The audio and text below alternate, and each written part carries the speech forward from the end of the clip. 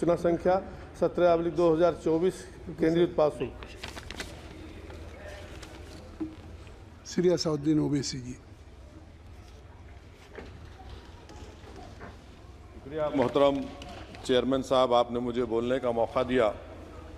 मैं शुरुआत में बताना चाह रहा हूं कि मैं हुकूमत की तरफ से लाए गए इस रेजोल्यूशन की मुखालिफत में बोल रहा हूं और मैंने अमेंडमेंट्स भी दिए हैं प्रेजेंट एड्रेस के लिए।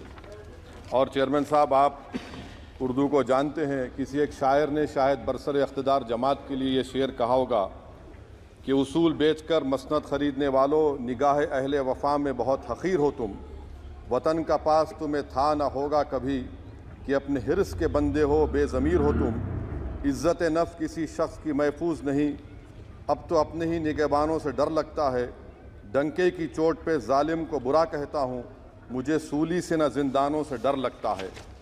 मोहतरम चेयरमैन साहब, मैं आज इन लोगों की तरफ से बोल रहा हूँ जो दिखते तो हैं, जिनके बारे में बात तो होती है मगर उनकी कोई नहीं सुनता।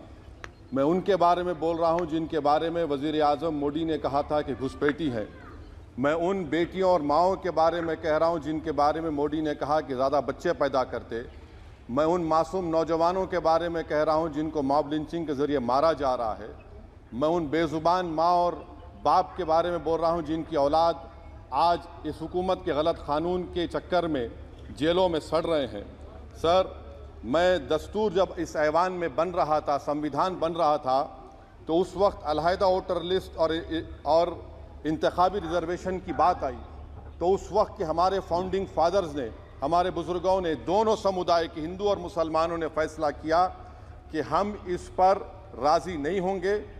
बल्कि उन्होंने क्या कहा था हमारे फाउंडिंग फादर्स ने, उन्होंने मुखालिफत की थी अलहदा वोटर लिस्ट की और इंतखाबी रिजर्वेशन की। उन्होंने कहा था, I quote sir, it is the duty of majority community to ensure that minorities are elected in the representative numbers.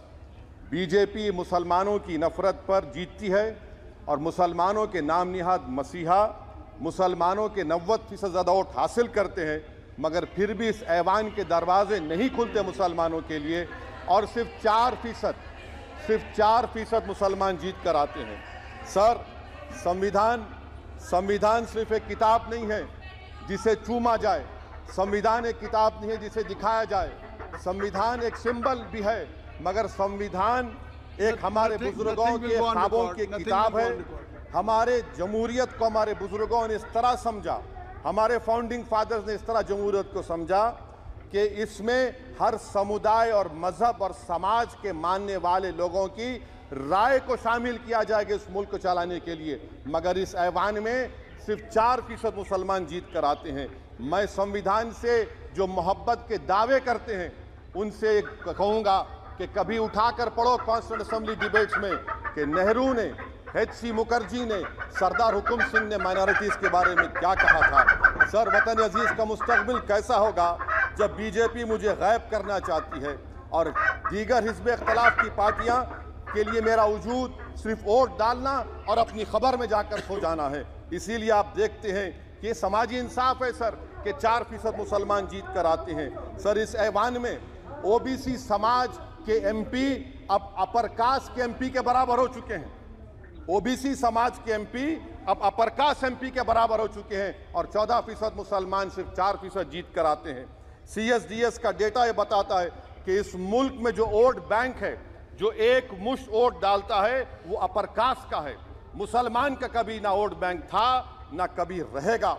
Sir, 4 जून के बाद 6 मुसलमानों की मॉब लिंचिंग हुई, 11 घरों को मध्य प्रदेश में मोदी के बुलडोजर ने निस्तो नाबूद कर दिया। हिमाचल प्रदेश में एक मुसलमान के दुकान को लूट लिया गया और हिज़्ब इख्तिलाफ की पार्टियों की तरफ से सन्नाटा है। शायद अब वक्त आ चुका है कि लफ्ज़ मुसलमान का नाम लेना भी अब उस पर पाबंदी आयद कर दी जाएगी। सर, मैं ये बात बताना चाह रहा हूँ कि नरेंद्र मोदी को जो मैंडेट मिला है। एक मिनट, आप लोग बैठ जाएं, कृपया आप लोग बैठ जाएं। श्री मनसुख मांडविया जी, आप लोग बैठ जाएं, कृपया माननीय सदस्य बैठ जाएं। श्री मनसुख मांडविया जी, मनसुख मांडविया, कृपया आप लोग बैठ जाएं। अपने प्रारंभिक कृपया आप लोग बैठ जाएं। आप लोग बैठ जाएं। माननीय सदस्य ने अपने प्रारंभिक भाषण में जो शब्द प्रयोग करा है उसको ऑथेंटिकेट करा जाए। और अभी उन्होंने उल्लेख करा कि मोदी के बुलडोजर ने वहाँ मॉब लिंचिंग करा है, उसको भी ऑथेंटिकेट करा जाए। निश्चित तौर से इसको ठीक है, ठीक है, ठीक है, ठीक है, ठीक है। उवैसी साहब जब भी कोई बात नहीं सर, आप चेयर पर बैठे हैं जी, इसलिए आप मंत्री जी को पेट में दर्द हुआ, माशाल्लाह, शुक्रिया उनका। नहीं, तो सर मैं ये बोल मंत्री की रहा था, जवाबदेही है ये अरे ये नहीं मंत्री इससे की बुरी बात क्या है? पेट में दर्द हो सकता है। वो दर्द ये सब ठीक अच्छा, है। दर्द हुआ, चलिए दर्द हुआ, दिल का दर्द हुआ। तो सर, जो नरेंद्र मोदी को मैंडेट मिला है वो सिर्फ और सिर्फ मुसलमानों की नफरत पर और हिंदुत्व की वजह से मिला है।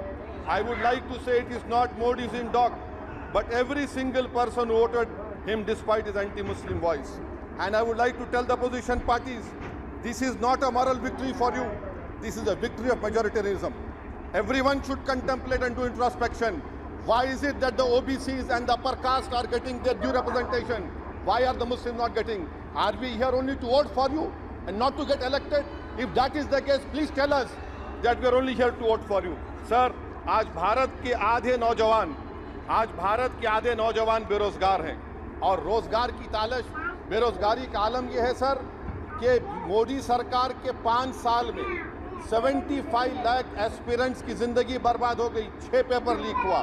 बेरोजगारी का आलम यह है सर कि रशिया जा रहे हैं, वहां जाकर अपनी जानों को दे रहे हैं। बेरोजगारी का आलम यह है कि नरेंद्र मोदी रोजगार का कैंप चलाती है नौजवानों के लिए कि तुम इजराइल में जाकर काम करो, उनको कैनन फॉडर